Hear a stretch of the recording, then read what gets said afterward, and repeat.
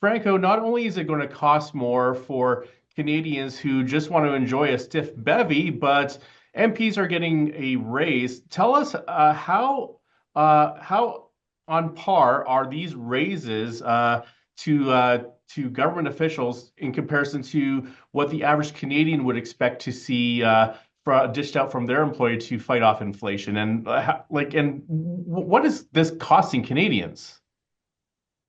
Well, this is adding insult to injury, right? That members of parliament are going to be padding their pockets with higher pay on the same day that they take more money out of Canadians' pockets with a tax hike, right? On the same day, they're increasing their own pay as they increase taxes on beer, wine, and spirits. So, look, all politicians who are running in this federal election need to answer these two questions. Number one, why do you politicians think you deserve a raise? And number two, why do you think Canadians can afford another tax hike?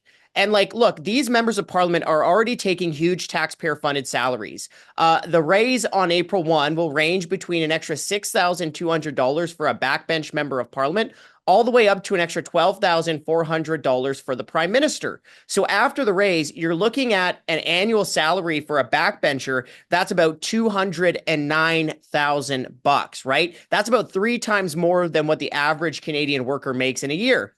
A minister's salary will be close to $309,000, and the prime minister's salary will be just shy of $420,000. And how much extra is this booze tax hike going to cost Canadians?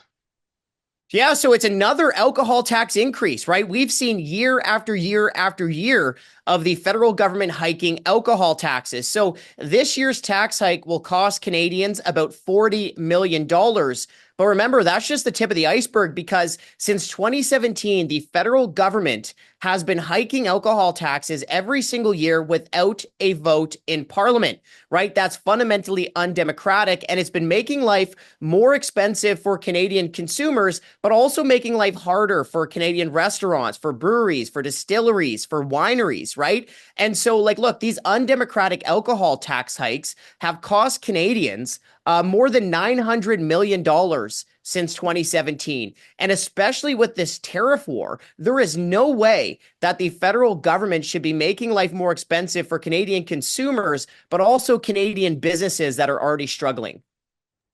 That was Federal Director for the Canadian Taxpayers Federation, Franco Terrazzano. Franco, thank you so much for your time today. Hey, thanks for having me on.